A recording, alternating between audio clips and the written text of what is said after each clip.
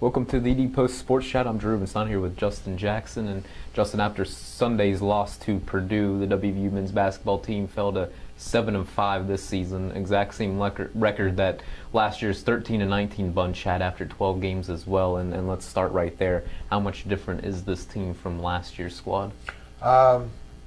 Just going by the numbers, record-wise, they're not any different. Shooting, they're shooting the ball much better. There are differences. Three-point shooting specifically is much better than it was last year.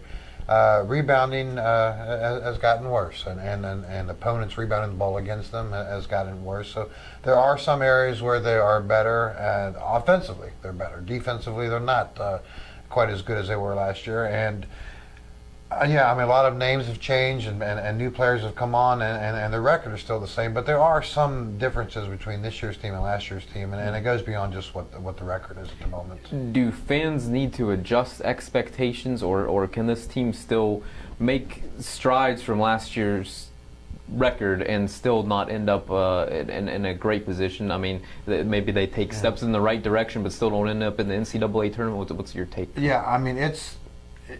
If you just first of all, you have to look at what the Big 12 is too. I mean, the Big 12 is the number one team in the RPI right now as a league, and if you start thinking, okay, what does WVU have to do now in Big 12 play? Because they only have one non-conference game left, and so so you really have to kind of look at Big 12 play. And if you start to think, okay, if you want this team to get to the NIT or the NCAA, what kind of run does it have to make? And then you say, okay, well, you got to win probably 10 or 11 games in the Big 12 regular season.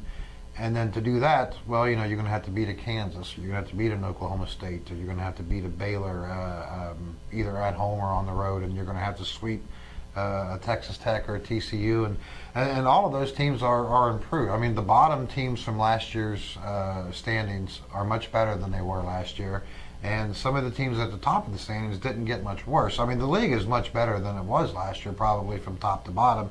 So to think that WVU, is going to win 8, 9, 10, 11 games in the Big 12, just going by based off what they've done so far, I mean, that's a really tough stretch to think that way. It's going to be difficult. And you hit a little bit on the defense and rebounding, going a step backwards, at least in terms of what most people's perceptions of a Bob Huggins team. This doesn't seem to be it, at least right now, where they're giving up more points. They've got a lot of fresh faces in there, but also their style of play has changed, more up-tempo. So I guess along those lines, how much can this team improve defensively and rebounding the ball if its personnel stays as it is right now? Yeah, I mean, subtle differences, maybe subtle improvement throughout the season, but I think it would be difficult to say, okay, this team is at X, Y, and Z right now, and then by the end of the year they're going to be A, B, and C. I don't think that'll be the case, because, I mean, just if you're going to improve, you would have seen it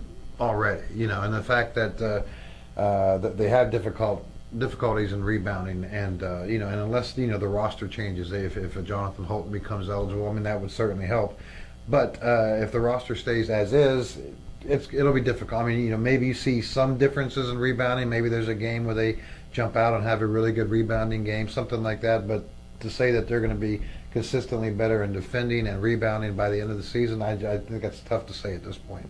And going back to Sunday's game, it was concerning with shooting 3 of 18 from three-point range for WVU, but was the defensive side more concerning, where they give up a stretch of easy layups late in the game, situations where Purdue's running out the shot clock, and then they end up finding a hole in WVU's zone and getting an easy put up there? I mean, the coaches and players say, that it was the missed shots that hurt them more. I think it was the defensive. I mean, the shooting has kind of dwindled down. If you look at the stats the last few games, the shooting has kind of dwindled down a little bit from what they were shooting at the beginning of the year. They were shooting so high at the beginning of the year, you just knew that they weren't going to continue to do that throughout the rest of the season.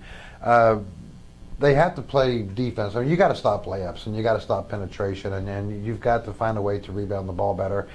That's going to be the challenge for the rest of the season. It's going to be very difficult for this team and its current makeup to do that.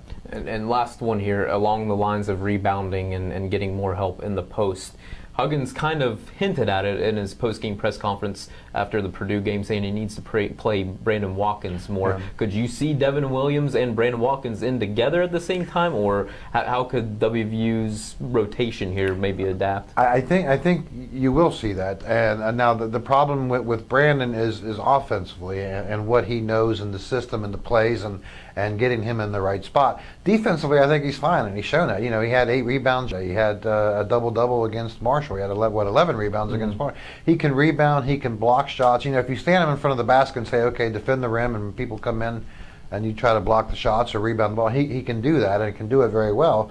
It's the other factors of basketball. It's you know, being in the right place in the right time on inbounds plays and on offense and things like that is where they have to get him up to speed. And you know, that's a major part of the game. So if you can get him, if you can get Brandon up to that part and get him more comfortable in the system, yeah, you can put him right next to Devin, and you may have something there. All right, very good. Justin, appreciate your time once again, and please continue to check theedpost.com for the latest on the Mountaineers, who are back in action Sunday against William & Mary. Thanks for watching again.